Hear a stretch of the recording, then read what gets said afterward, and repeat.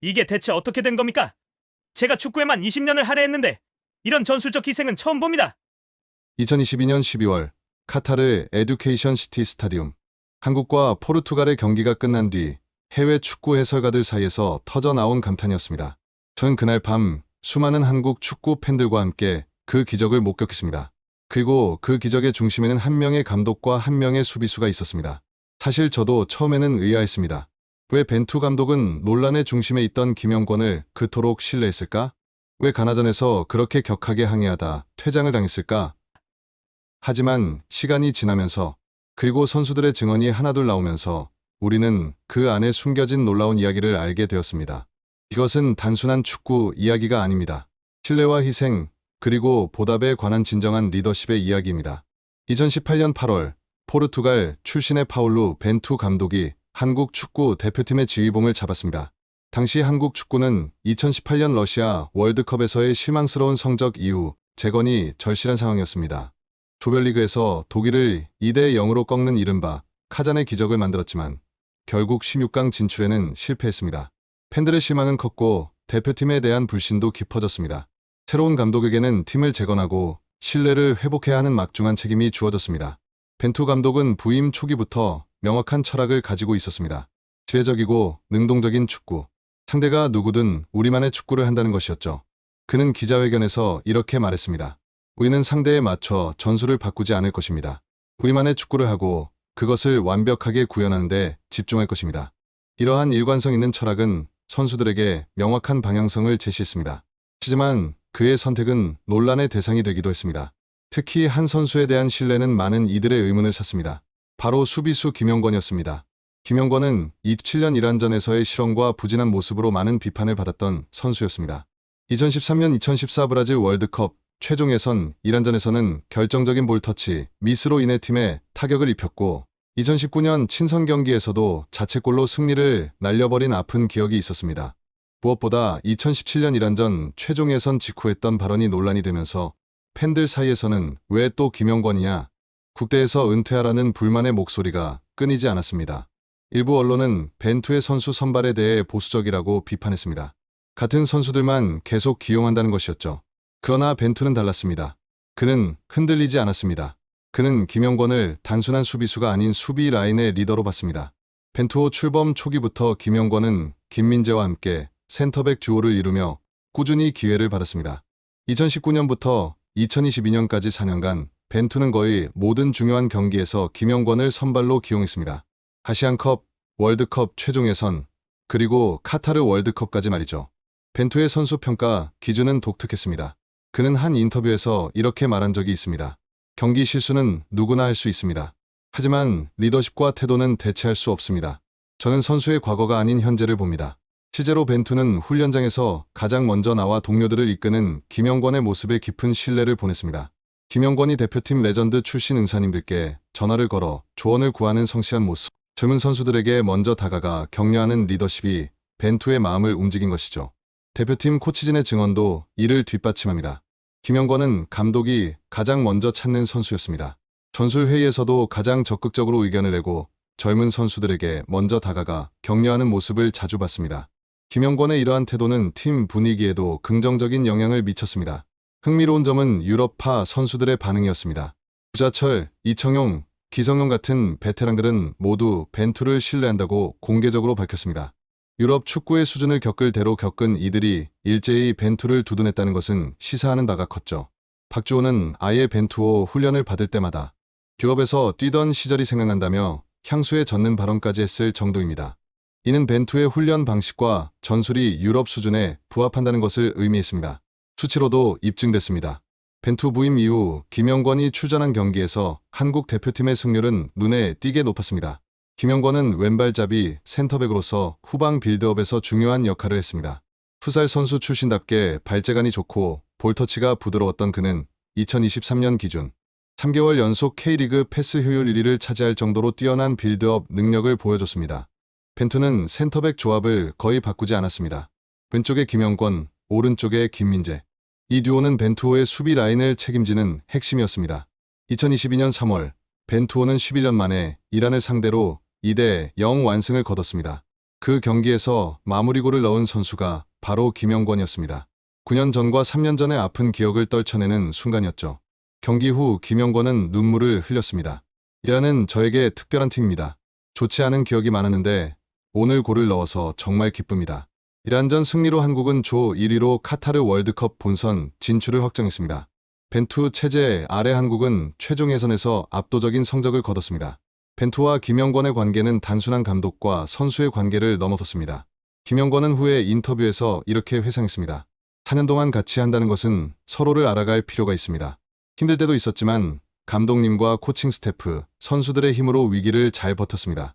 감독님은 선수가 실수를 한다고 해서 그 선수에 대한 평가가 달라지지 않으셨어요. 운동장과 운동장 밖을 확실히 구분하는 분이셨습니다. 2022년 카타르 월드컵. 한국은 조별리그 첫 경기에서 우루과이와 0대 0으로 비겼습니다. 디에고 고딘, 루이스 수아레스 같은 베테랑들이 버티는 우루과이를 상대로 무실점 무득점. 수비는 안정적이었지만 공격에서는 아쉬움이 많았습니다. 손민이 안와골절 부상으로 마스크를 쓰고 출전하면서 컨디션이 완벽하지 않았던 것도 영향을 미쳤습니다. 그러나 2차전 가나와의 경기는 달랐습니다. 2022년 11월 28일 한국은 가나를 상대로 격렬한 접전을 벌였습니다. 전반 24분 모하메드 살리수에게 선제골을 허용했고 전반 34분에는 모하메드 쿠두스에게 추가골까지 내주며 0대 2로 뒤졌습니다. 절체절명의 위기였죠. 하지만 한국은 포기하지 않았습니다. 후반 13분 조규성이 헤딩골로 한 골을 만회했습니다. 그리고 불과 3분 뒤인 후반 16분 조규성이 또다시 골을 터뜨리며 2대 2 동점을 만들었습니다. 한국 선수 최초로 월드컵에서 한 경기 멀티골을 기록하는 순간이었습니다. 역전의 기회가 보이는 듯했습니다. 하지만 후반 23분 쿠두스가 또다시 골을 넣으며 가나가 다시 앞서갔습니다.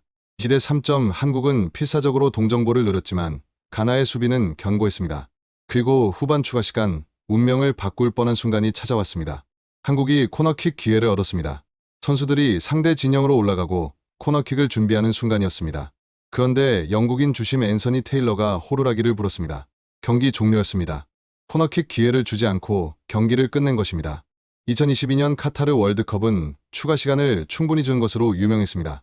실제로 다른 경기들에서는 추가 시간 10분 이상이 주어지는 경우도 많았습니다. 그런데 이 중요한 경기에서 한국이 코너킥을 얻은 인플레이 상황에서 경기를 끝낸 것은 이해할 수 없는 판정이었습니다.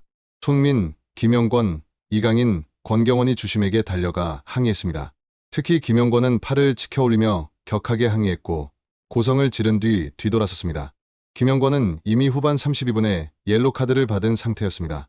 만약 여기서 카드를 한 장 더 받으면 경고, 누적으로 퇴장당할 수 있었고 그렇게 되면 운명의 포르투갈전에 출전할 수 없는 상황이었습니다. 김민재도 부상으로 몸 상태가 좋지 않은 상황에서 김영권마저 퇴장당하면 한국의 수비 라인은 초토화될 수밖에 없었습니다. 영상을 자세히 보면 테일러 주심이 뒷주머니에 손을 넣는 장면이 포착됩니다. 쇠를 꺼내려는 동작이었죠. 주심은 김영권 쪽으로 몸을 돌리기 시작했습니다. 김영권에게 레드카드가 주어질 위기의 순간이었습니다. 바로 그때 벤투 감독이 선수들 사이를 헤치고 뛰어나왔습니다. 벤투는 주심에게 달려가 격하게 항의하기 시작했습니다. 평소 냉정한 모습을 유지하던 그답지 않게 삿대질을 하며 분노를 표출했습니다. 영어로 강하게 항의했고 심지어 욕설까지 섞여 나왔습니다. 테일러 주심은 김영권에게서 시선을 돌려 벤투 감독을 응시했습니다. 그리고 레드카드를 꺼내 들었습니다. 벤투 감독을 향해서 말이죠. 월드컵 본선에서 극히 이례적인 감독 퇴장이었습니다. 경기장은 술렁였습니다. 한국 선수들은 충격에 빠졌고 팬들은 이해할 수 없다는 반응을 보였습니다. 벤투 감독은 왜 그렇게 격하게 항의했을까? 퇴장당하면 다음 경기를 벤치에서 지휘할 수 없는데 말이죠. 벤투는 퇴장당했지만 곧바로 가나의 코칭 스태프와 악수를 나눴습니다. 그리고 침울해하는 한국 선수들에게 다가가 팬들에게 인사하자며 격려했습니다. 공과 사를 확실히 구분하는 모습이었죠. 선수들을 위로하고 다음 경기를 준비하라고 당부했습니다. 경기 다음 날 기자회견에서 벤투는 이렇게 말했습니다. 자기도 사람이기에 어쩔 수 없었던 행동이었으나 퇴장당해서 선수들에게 굉장히 미안합니다. 책임은 전적으로 저에게 있습니다. 그는 포르투갈전에서 벤치를 비워야 하는 상황에 대해 세르지오 코스타, 수석 코치를 포함한 코칭 스태프의 능력을 믿습니다라고 신뢰를 표했습니다. 당시 많은 사람들이 의문을 품었습니다. 왜 벤투 감독이 그렇게 격하게 항의했을까? 평소 감정을 잘 드러내지 않던 그답지 않은 행동이었으니까요. 일부에서는 단순히 분을 이기지 못한 것이라는 의견도 있었습니다. 그러나 일부 팬들은 다르게 해석했습니다. 온라인 커뮤니티에서는 벤투 감독이 김영권을 지키기 위해 의도적으로 퇴장당한 것이 아니냐는 추측이 나오기 시작했습니다. 하지만 확실한 증거는 없었습니다. 그저 추측일 뿐이었죠. 진실은 몇 달 뒤에 밝혀졌습니다. 2023년 9월 김영권이 이천수의 유튜브 채널 리춘수에 출연해 그날의 진실을 털어놨습니다.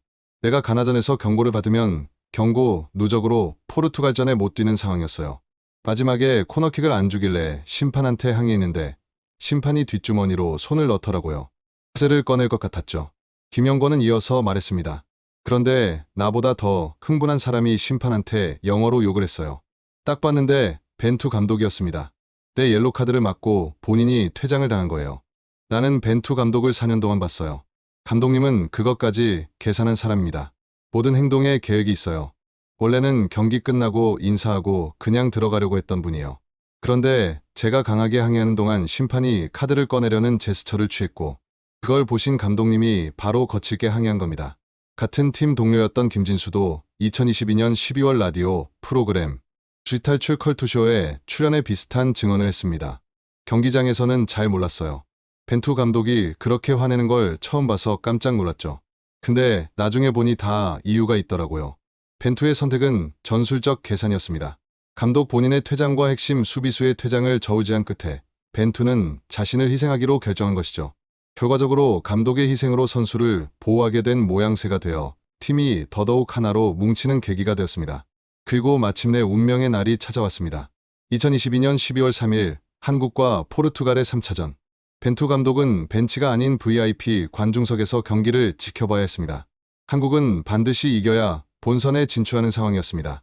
경기 시작 전 기자회견에서 김영권은 이렇게 말했습니다. 승리가 필요한 경기입니다. 끝까지 포기하지 않고 하겠습니다. 뒤로 갈 곳이 없고 앞으로만 나아가야 하는 상황입니다. 선수들은 정말 간절합니다. 그 간절함이 경기장에 나온다면 좋은 결과로 이어지지 않을까 생각합니다. 벤투 감독의 퇴장에 대해서는 이렇게 답했습니다. 감독님이 그러신 것은 그만한 이유가 있었다고 생각합니다. 단 1%도 안 좋은 마음이 없습니다. 4년간 믿어온 만큼 감독님의 선택에 이유가 있을 것으로 생각하고 받아들였습니다. 중요한 경기니까 집중하면서 잘 준비하겠습니다. 호날두를 어떻게 막을 것인가라는 질문에 김영권은 이렇게 대답했습니다. 호날두가 세계적인 선수인 것은 다 아실 텐데 포르투갈이 개인적으로 뛰어난 팀인 것도 알지만 한 팀으로서 똘똘 뭉친다면 잘 막을 수 있을 것으로 생각합니다. 경기는 한국에게 불리하게 시작됐습니다. 전반 5분 포르투갈의 히카르두 오르타에게 선제골을 허용했습니다. 오른쪽 깊숙한 곳에서 디오구 달로가 찔러준 패스를 받은 오르타가 한국의 골망을 먼저 갈랐습니다. 측면 침투를 막지 못한 나머지 위험 지역에 낮고 빠른 크로스를 내준 것이 실점으로 이어졌죠. 관중석의 벤투는 무표정하게 경기를 지켜봤습니다. 평소처럼 벤치에서 지시를 내릴 수 없는 답답한 상황이었지만 그는 코치진과 선수들을 믿었습니다. 그러나 한국은 포기하지 않았습니다. 손흥민과 이강인을 중심으로 공격 기회를 계속 만들었습니다. 전반 17분 코너킥 상황에서 손흥민이 올릴 공을 조규성이 헤더로 연결했고 세컨볼이 정우영의 허벅지에 맞고 김진수에게 흘렀습니다. 김진수가 공을 밀어넣었고 골망이 흔들렸습니다. 그러나 정우영의 허벅지에 공이 맞았을 때 김진수의 위치가 오프사이드였다는 판정이 나왔습니다. 득점이 취소된 것이죠. 선수들은 실망했지만 계속해서 압박을 가했습니다. 그리고 전반 27분 기적이 일어났습니다. 코너킥 상황. 손흥민이 이강인에게 짧은 패스를 주었고 이강인이 왼발로 정확하게 올린 크로스가 포르투갈 골문 앞으로 날아갔습니다. 공은 수비에 가담했던 크리스티아누 호날두의 등을 맞았습니다. 그리고 그 공이 김영권에게 떨어졌습니다. 김영권은 넘어지면서도 침착하게 왼발 발리슛을 날렸습니다. 센터백임에도 불구하고 정확한 슈팅 자세를 유지했고 공은 포르투갈 골망을 흔들었습니다. 1대1 동점. 김영권은 기쁨을 폭발시켰습니다. 동료들이 달려와 그를 감싸 안았습니다. 4년 전 러시아 월드컵 독일전에서 결승골을 넣었던 것처럼 김영권은 또다시 중요한 순간에 골을 터뜨렸습니다. 월드컵 2개 대회 연속골이었고 한국 수비수로서는 홍명보, 이정수와 어깨를 나란히 하는 역대 최다골 기록을 세우는 순간이었습니다. 관중석의 벤투도 주먹을 불끈 쥐었습니다. 평소 감정을 잘 드러내지 않는 그였지만 이 순간만큼은 기쁨을 감추지 못했습니다. 김영권은 후에 그 순간을 이렇게 회상했습니다. 코너킥이 올라오는 순간 상대 수비 선수들이 한 발 올리더라고요. 그런데 올린 라인으로 볼이 떨어질 것 같은 느낌이 들었어요. 그래서 거기로 갔는데 또 앞에 볼이 떨어졌습니다. 운이 되게 좋았죠. 넘어지면서도 왼발로 정확하게 맞췄어요. 호날두로부터 어시스트를 받은 것에 대해서는 이렇게 말했습니다. 크리스티아누 호날두는 박스 안에서 되게 위협적이었어요. 나이가 있고 활동량이 좀 적어진 건 사실이지만 그래도 아직 한 방 있는 선수죠. 그런데 포르투갈어로 욕을 하더라고요. 우리 코칭 스태프가 포르투갈 사람이잖아요. 그래서 포르투갈 욕을 많이 들었는데 똑같은 이야기를 많이 하더라고요. 경기는 계속 팽팽하게 흘러갔습니다. 양팀 모두 추가 득점 기회를 만들었지만 골키퍼의 선방과 수비진의 몸을 던지는 수비로 막아냈습니다. 포르투갈은 이미 16강 진출이 확정된 상황이었기 때문에 주전 선수들을 아끼는 모습도 보였습니다. 후반 36분 김영권은 부상으로 교체 아웃됐습니다. 골반 쪽에 불편함이 있었던 것이죠. 김영권은 후에 이렇게 설명했습니다. 골반 쪽이 조금 불편함이 있었어요. 물론 끝까지 참고 뛸 수 있었지만 나보다 몸 상태가 더 좋은 선수가 뛰는 게 맞다고 판단해서 교체를 요청했습니다. 그렇게 큰 부상은 아니어서 다행이었어요. 김영권은 이미 자신의 역할을 충분히 해낸 뒤였습니다. 그리고 경기 후반이 끝나고 추가 시간으로 이어지던 그때였습니다. 영국 BBC의 캐스터 비키 스파크스가 외쳤습니다. 6분, 대한민국이 월드컵의 꿈을 이어갈 수 있는 시간입니다. 한국 해설진도 열띤 목소리로 외쳤습니다. 추가 시간 6분입니다. 항상 말씀드리죠. 1초만 있어도 골 들어갈 수 있다고요. 추가 시간이 시작되고 얼마 지나지 않아 손흥민이 빠른 스피드로 역습을 시도했습니다. 포르투갈 수비진을 뚫고 들어간 손흥민은 수비에 둘러싸이자 골문 앞에 있던 황희찬을 발견했습니다. 정확한 패스가 황희찬에게 전달되었고 황희찬은 주저하지 않고 슛을 날렸습니다. 공은 포르투갈 골망을 갈랐습니다. 지대 1 역전. 경기장은 축제 분위기가 되었습니다. 선수들이 황희찬에게 달려가 환호했고 벤치의 선수들과 코치진도 뛰어올랐습니다. 관중석의 벤투도 환호하며 기쁨을 표현했습니다. 한국은 12년 만에 월드컵 16강에 진출한 겁니다. 선수들은 경기장에서 환호했고 벤투 감독도 관중석에서 기쁨을 감추지 못했습니다. 커스 히딩크 이후 20년 만에 외국인 감독으로서 한국 대표팀을 월드컵 16강 진출로 이끈 명장이 된 순간이었습니다. 김영권은 믹스트 존에서 환한 미소를 지으며 말했습니다. 지금이 훨씬 더 좋은 것 같아요. 4년 전에는 독일을 이겼지만 16강에 진출하지 못했잖아요.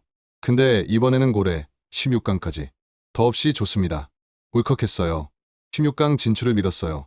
이 정도 했으면 올라가야 하지 않나 라고 생각했습니다. 못 올라가면 말이 안 된다고 생각했어요. 12월 6일 한국은 16강전에서 브라질을 만났습니다. 세계 최강 브라질을 상대로 1대4로 패했지만 한국은 용맹하게 맞섰습니다. 후반 32분 덱승호가 골망을 찢을 듯한 강력한 슈팅으로 귀중한 만회골을 넣으며 자존심을 지켰습니다. 이 경기는 김영권에게 특별한 의미가 있었습니다. 벤투 감독과 함께한 A매치 100경기째 경기였기 때문입니다. 경기 후 김영권은 벤투와의 4년을 돌아봤습니다. 좋을 때도 힘들 때도 있었습니다. 위기도 있었고 안 좋은 말들도 많았는데 위기 때마다 선수들과 코칭 스태프의 힘으로 내부적으로 잘 버텼기 때문에 좋은 결과로 이어졌어요. 월드컵 때마다 감독님이 교체되고 준비하는 시간이 짧았는데 이번엔 벤투 감독님 체제로 4년을 준비하면서 고칠 수 있는 시간적인 여유가 있었고 배움도 있었습니다. 정말 좋았던 부분이었어요. 김영권은 이번 월드컵에 대해서도 소감을 밝혔습니다. 이러한 경기가 좋다고 말씀드릴 수 없지만 그래도 우리 한국 축구가 할 수 있다는 것, 경기력 측면에서도 그렇고 월드컵에 나오는 팀들과 대등한 경기를 펼칠 수 있다는 희망을 얻었습니다. 성공적인 월드컵이었던 것 같아요. 벤투 감독은 선수단에게 이별을 고했습니다. 4년 동안 다들 고생했습니다. 믿고 따라와 줘서 고맙습니다. 4년 동안 고생이 헛되지 않아서 선수들에게 고맙습니다. 김영권의 증언에 따르면 그날 벤투 감독도 눈물을 보였다고 합니다. 평소 감정을 잘 드러내지 않던 그였기에 선수들은 감독의 진심을 느낄 수 있었습니다. 벤투는 귀국 직후 인터뷰에서 한국 축구에 대한 진심 어린 걱정을 표했습니다. 한국 축구는 오로지 돈입니다. 협회의 지원이 더 이뤄졌으면 좋겠습니다. 그는 축구뿐만 아니라 개인적으로도 한국과의 인연은 영원히 기억에 남을 것이라고 말했습니다.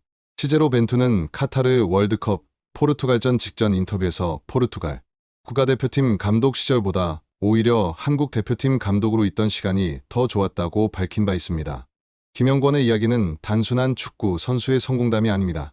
그것은 신뢰와 희생, 그리고 보답에 관한 이야기입니다. 비난은 잠시였지만 믿음은 영원했습니다. 그 믿음이 만들어낸 결과 그것이 바로 벤투의 신의 한 수였습니다.